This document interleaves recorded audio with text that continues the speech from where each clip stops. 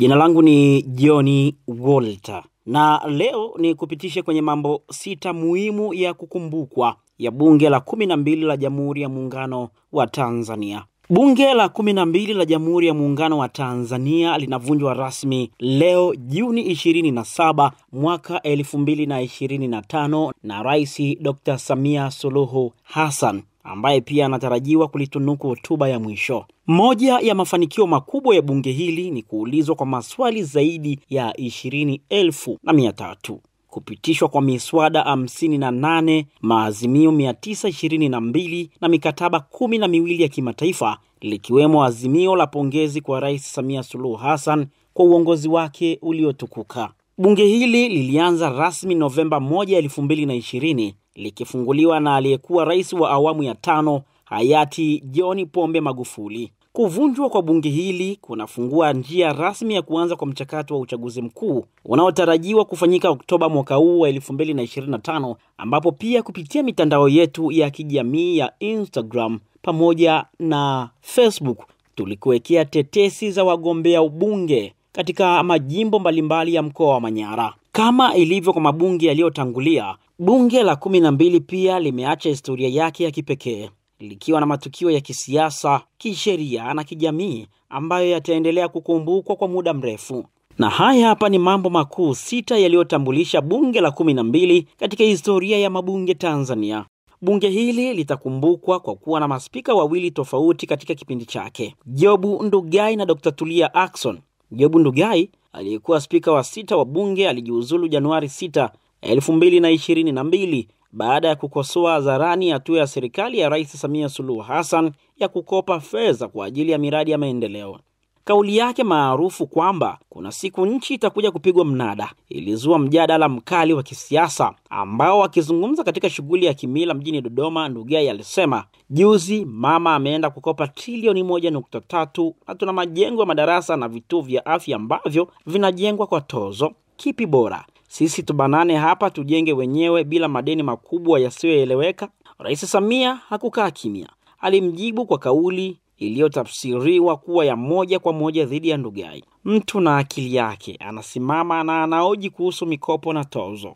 Sio lolote, ni homa ya 2025 kwa mtu ambaye nilimtegemea kushirikiana naye kwenye maendeleo. Sikutegemea kama angesimama na kusema maneno hayo." Ingawa Ndugai hajawahi kutangaza rasmi nia ya kugombea nafasi ya juu zaidi nchini, alikana kukashifu serikali na alikuwa muungwana kuomba radhi alipozungumza na vyombo vya habari. Nitumie fursa hii kupitia kwenu kumuomba radhi sana Mheshimiwa Rais na kwa Watanzania wote.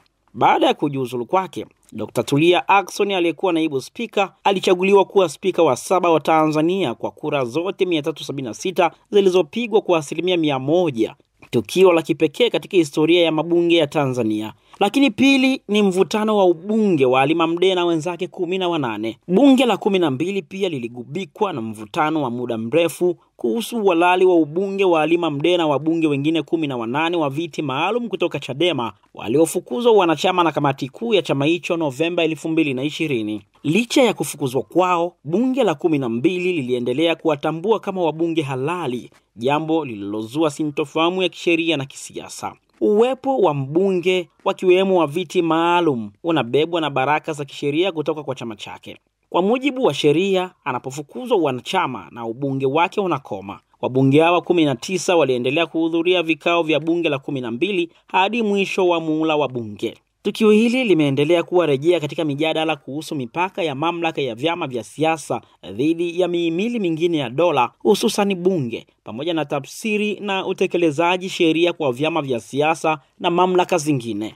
Lakini 3, bunge na mjadala wa utekaji uliokosa nafasi rasmi. Kwa kipindi kirefu, taarifa kuhusu matukio ya utekaji na watu kupotea zimekuwa zikiripotiwa kupitia vyombo vya habari na mitandaoni, huku jeshi la polisi likitajwa kuhusika. Mbunge wa Kawe CCM Josephat Gwajima alidai kufanya utafiti binafsi na kubaini kuwa watu takribani 83 wametekwa katika miaka ya karibuni. Wengi walimkosoa kwa kutowasilisha hoja hiyo rasmi bungeni licha ya kuwa mbunge. Hata hivyo, wapo waliomtetea wakidai hoja hiyo haikupewa nafasi bungeni. Mbunge wa Nkasi Kaskazini kupitia Chadema, Aida Kenani pamoja na mbunge wa viti maalum Anatropia Theonesti waliwahi kugusia swala hilo mwaka 2024. Mwaka 2025, Jessica Msambatavangu, mbunge wa Iringa mjini kupitia CCM, alilioji swala hilo bungeni, lakini Spika Tulia Ackson alimwelekeza,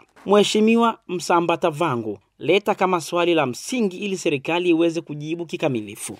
Alipoulizwa na Wasafi Media, chombo cha habari hapa nchini Tanzania, kuhusu kutekwa kwa watu na bunge kutojadili hoja hiyo, mbali na kusema neno kutekwa linatumiwa kwa mazoea bila ushahidi, Spika Tulia alisema, kanuni yetu inaruhusu jambo la dharura. Yule anayetoa hoja ya dharura ni lazima liwe jambo ambalo bunge tukishajadili tunaazimia, tunaiagiza serikali cha kufanya. Hii hoja ya utekaji unapoleta bungeni, kile tunachoazimia ni maelekezo ya serikali. Ukisema kwamba polisi wanateka watu, sawa, unataka bunge lijadili. Wewe unao ushahidi kwamba ni polisi wanaoteka. Jeshi la polisi kupitia msemaji wake David Misime lilikanusha kuhusika na utekaji wowote, huku serikali ikisisitiza msimamo huo. Mbali na watu kujiteka, Misime alitoa sababu za kupotea kwa watu kuwa ni wivu wa mapenzi, imani za kishirikina, kugombea mali, kulipiza kisasi, kwenda nchi nyingine kujifunza misimamo mikali na kukimbia mkono wa sheria baada ya kufanya uhalifu. Lakini 4, bunge lisilokuwa na kambi rasmi ya upinzani.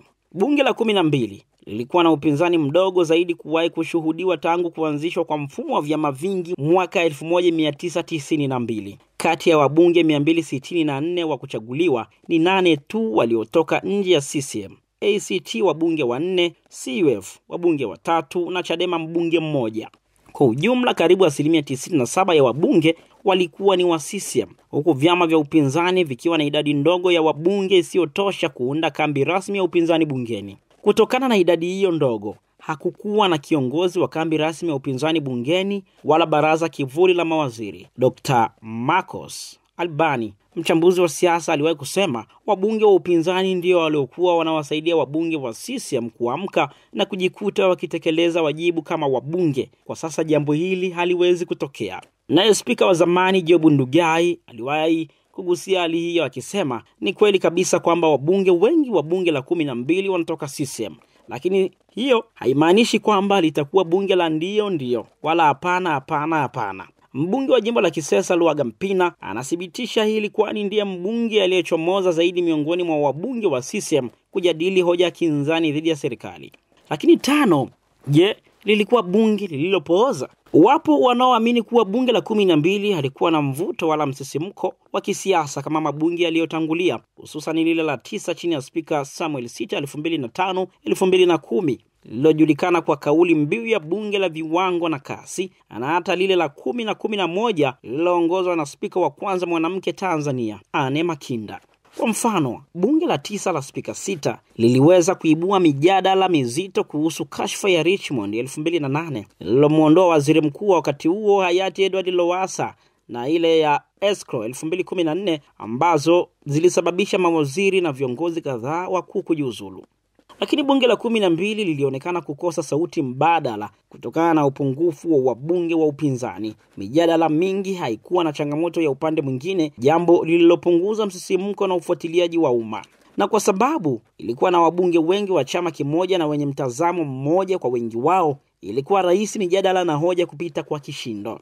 Mfano wa hivi karibuni ni upigaji kura wa kupitisha bajeti kuu ya serikali kwa mwaka 2025-2026. Kati ya kura 378, kura 373 zilikuwa za ndio, sawa na 98.7%. Hakuna kura hata moja ya hapana, jambo lililoibua maoni kuwa matokeo yalikuwa yanajulikana hata kabla ya mjadala kuanza. Usingeliona kwa mabunge yaliyopita, hasa la 9, la 10 na la 11, yaliyokuwa na nguvu kubwa ya wapinzani. Mfano, mwaka wa fedha 2017-2018, bajeti kuu ya serikali iligubikwa na mjadala mzito na hatimaye kupitishwa kwa kura za ndio 260 na hapana 65. Bajeti ya 2019-2020 ilipata kura za hapana 83. Lakini 6 ni mijadala ya kukumbukwa na michango tata. Licha ya changamoto kukosa upinzani, lakini bunge la 12 lilikukosa mijadala na michango ya kuvutia, ikiwemo michango yenye utata. michango tata. Mbunge wa Kinondoni Abbas Tarimba alipendekeza wabunge wapate namba maalum za magari. Mbunge wa Geita Vijijini Joseph Musukuma aliomba wake wa wabunge watambuliwe kama VIP, hasa katika sehemu zilizotengwa kwa watu mashuhuri VIP. Mbunge wa viti maalum mkoa wa Mjini Magharibi Tauhida Galos, yeye alitumia neno kenge dhidi ya wanaharakati, kauli iliyozua mjadala mkali. Tozo za miamala ya simu. Mjadala huu uliwaweka wabunge kwenye presha kubwa kutoka kwa wananchi, na serikali ilazimika kufanya marekebisho. Moja ya mijadala iliyopongezwa na wananchi. Sakata la sukari. Vuta ni kuvute kati ya Luhaga Mpina na waziri wa kilimo Hussein Bashe kuhusu vibali vya sukari ilisababisha Mpina kufukuzwa bungeni. Mapenzi ya jinsia moja. Bunge lilipinga wazi wazi azimio la bunge la Ulaya lililotaka Tanzania kuruhusu mahusiano ya jinsia moja, jambo lililoibua mjadala mkubwa. Ripoti za CAG ziliibua hoja juu ya matumizi ya fedha za umma, lakini hazikufikia uzito wa miaka ya nyuma. Mkataba wa bandari DP World. Bunge la 12 lilipitisha azimio kuhusu pendekezo la kuridhiwa kwa mkataba baina ya serikali ya Tanzania na serikali ya Dubai kwa lengo la kuanzisha ushirikiano katika uendelezaji wa maeneo ya bandari nchini. Pendekezo la kampuni ya DP World ya Dubai kuendesha bandari ilizua mjadala mkubwa wa kitaifa, likipata upinzani mkali kutoka kwa wananchi na baadhi ya wanasiasa. Sheria mpya za uchaguzi. Bunge hili pia lilipitisha sheria muhimu kama muswada wa tume huru ya uchaguzi, sheria mpya ya uchaguzi wa rais, wa bunge na madiwani, pamoja na marekebisho ya sheria ya vyama vya siasa. Kwa ujumla, bunge la 12 limeacha alama zake nzuri kadhaa na zenye changamoto. Linapovunjwa rasmi, Watanzania wanabaki na kumbukumbu ya bunge la kipekee katika historia ya siasa za nchi. Matarajio sasa yanaelekezwa kwenye uchaguzi wa Oktoba na bunge la 13 kuona kama litarejesha uhai wa mijadala na uwajibikaji kwa maslahi ya taifa.